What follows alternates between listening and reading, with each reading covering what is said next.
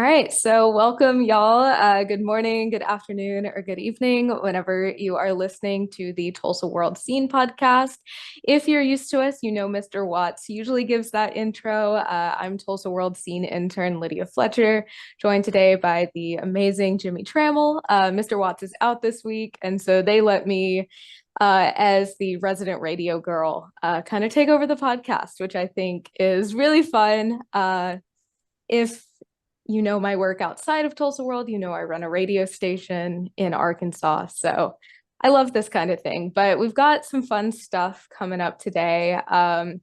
If you keep up with movie news, you know that this weekend is the long-awaited Barbenheimer, Barbie and Oppenheimer release. And that is just something I think is so interesting, how two very contrasting movies are being marketed almost together. And I know you've got a story talking about at least one of those coming up. Yeah, because Barbie is such a big deal, I put out an APB for local Barbie collectors and found someone who essentially lives Barbie and has a whole room in their house full of Barbie materials. We visited there, took some photographs, uh, learned about her story. But all the reviews from Barbie are overwhelmingly positive, and all the pre-sales just say this is going to be a blockbuster. So it may be. I mean, that's really weird to pair those two movies together. Like you mentioned, they're really opposite ends of the spectrum. But I guess you want to go see Oppenheimer first. If you want to feel good, you go to Barbie second and walk out of the theater feeling good. Yeah, it's really interesting. I'm really excited for Barbie. I actually grew up in the Polly Pocket era, so it was like that kind of middle era when Mm-hmm. Barbie had kind of faded out, and now there's this resurgence. But it's really interesting because Greta Gerwig's directing it, and she's the director behind Lady Bird, and that's a movie with some really like poignant themes. And so it's really interesting it's getting marketed as the super bright and happy movie because I have a feeling I haven't seen anything yet. It's definitely going to be that, but it's also going to play on those themes, I think, that really make us think just based off looking at the trailer. So I'm definitely excited. I'm probably going to go watch it Friday. Um, it's one of those movies I've been looking forward to, and Oppenheimer is I'm excited for it. I know my parents are really excited for it because they love the lead actor. They're huge Peaky Blinders fans. Okay. So, but it'll be interesting. Movies are long nowadays. And Yeah. that's something I've just noticed with a ton of media. And I did some research on this, and it seems like since 1990, we've added about. I have to go back and find my notes, but we've gained about 7 or 14 minutes, I forget, since 1990, and even longer since 1970. So at some point, it became like every movie is 2.5 hours, and it's so weird if you go back to the dawn of the Universal monster movies, the black and white movies in the 40s with the Mummy and the Werewolf and Dracula and all that stuff. None of them lasted more than 75 minutes. 75 minutes and you were out the door. And anymore, I don't know. Do movies? I know the run times are long. Do they feel long to you when you're watching? I think it really depends on the movie. So I remember when um Marvel, it was, oh my gosh, I should know the title off the top of my head. Endgame. There we go. When Mm-hmm. Avengers Endgame came out, I went and saw the midnight showing in Nashville. It was like my freshman year of college, and it did not feel long at all because I was so Sure. like enraptured in the story and like caught up in it. And then once it ended, I was like, you're kidding. We're ending here. Because, they did the part one and part two. Yeah. Yeah. And I'm very glad they did. I think it would have been like a 6 hour saga total had they not. But that was one where I didn't pay attention to the run times. But I'm noticing more and more in myself that sitting through a 2 hour movie, if I don't have, something to snack on or my phone to look at, it's a lot harder for me to watch it, which Yeah. is kind of concerning. Well, do you think it's a deterrent? the run times to people going? Because you've had a couple of supposed could be blockbusters in The Flash and Indiana Jones that underperformed. I don't know the runtime on Indiana Jones. I do know the runtime on Flash. It's about 2.5 hours, but I enjoyed The Flash, and I think people stayed away because mainly the lead actor and his issues.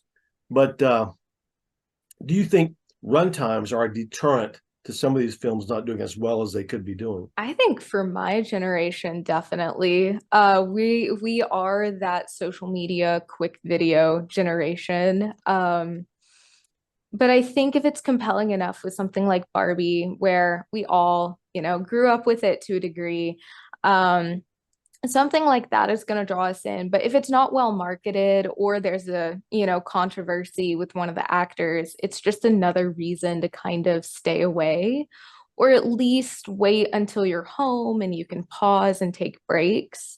Because I think that's something with Killers of the Flower Moon coming out. It has an incredibly long runtime, Hmm. but it's also releasing on Apple TV where I can watch it from the comfort of my home. And if I feel like pausing, going and, grabbing a snack, taking a lap around the house, whatever it is, I can then sit down and that's not an option in theaters. So I think that's another reason their numbers are not always what they expect them to be. Hmm. Selfishly, I'm hoping for the SAG-AFTRA strike to get resolved in a good way, benefits the creators. Because I don't know if people know this, but the actors in all these movies coming out, they are not doing any promotion for the movies because of the strike, which means if this were to last until October, we hope it doesn't, then none of these Flower Moon actors would be able to talk about the movie publicly to promote it. So we need that to end so we can hype this movie the way we want it to be. Yeah, absolutely. With the strike coming out, I know a lot of us here are working on, especially being entertainment journalists, we cover stuff with film a lot. It's actually what my whole long form intern project is over. And so I definitely selfishly want it to be resolved, but definitely in favor of the creators and making sure that um, either compromise is found or their needs are met. And so it's been really interesting navigating that in the last week or so. I've had interviews canceled, I've had to completely change topics. And it's one of those things that I really hope that unions can work out what's best for them and that we can get back into reporting so that, y'all can get the entertainment news you want to see. Well, even Reservation Dogs, the new season premieres August 2nd, which is really quick. And Yeah. ideally, we would love to be able to interview all the actors, and I'm sure they would love to be able to talk about the series, which they love. But man, unless there's a quick resolution, there'll be no Yeah. interviews with Reservation Dog actors. Yeah, absolutely. And kind of talking about local film, that's what, because if people aren't familiar, Reservations Dogs is filmed in Oklahoma quite a bit. This is their final season coming up. And we're, Sunday story wise, it's a bit of a turn, but I am actually publishing a little profile piece on the new director for Tulsa's Film and Music Office, which is one of the places that helps support TV shows and honestly, most types of video productions get produced within the state and specifically within Tulsa. And so Meg Gould came from being the film commissioner in Dallas, which I know a lot of Oklahomans see Texas as competition. She came from Dallas to Tulsa and gained that position in January.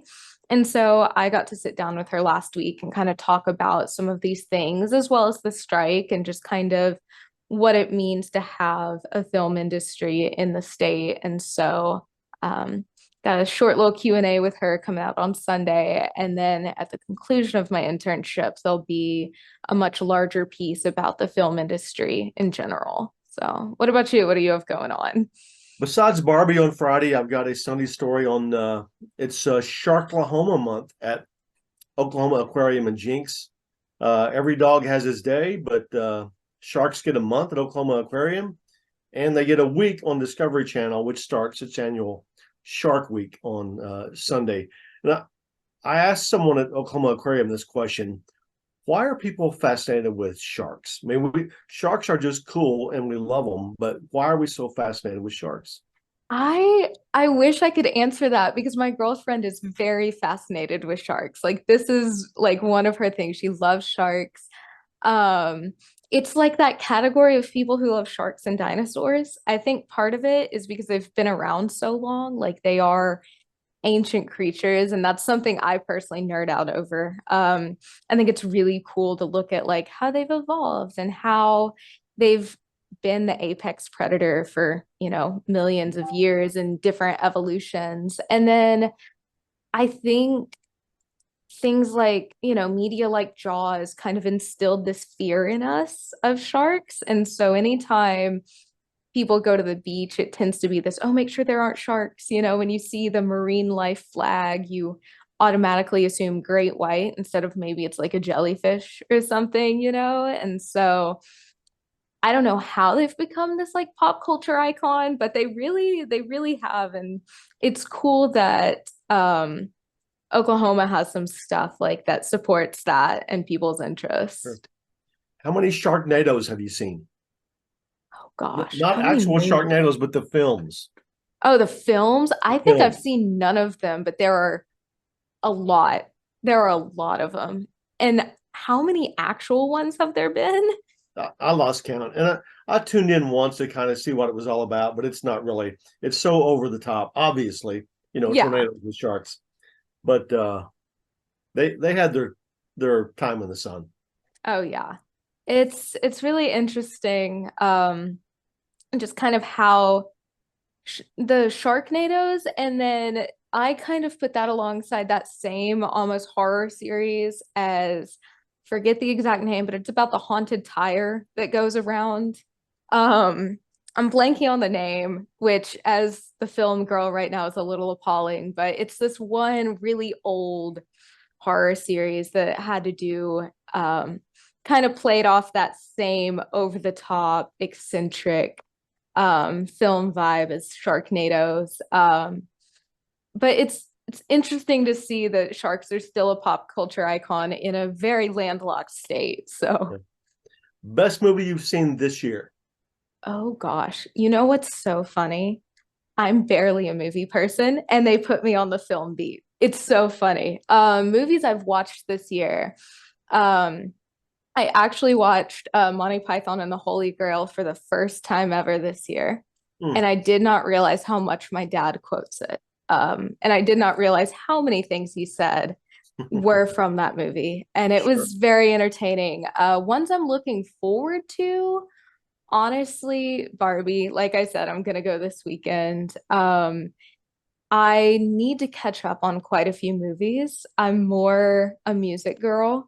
but um, obviously everyone's hyped about Killers of the Flower Moon, Barbie, and then I'm trying to catch up on some old filmed in Oklahoma movies as well to kind of give my project some Sure. context. Yeah. Yeah. Well, do you want to lead us, or we're done here? You think? Yeah, I No. think Okay. I think we're good. So yeah, thanks everyone for tuning in, even though you now all know I have a major gap in movie knowledge. But you can catch up on our stories in fine newsstands everywhere or in on tulsaworld.com. There we go. Almost blanked on our URL, but thanks so much for tuning in, y'all. We'll be back, as will Mr. Watts, next week. So. Behave.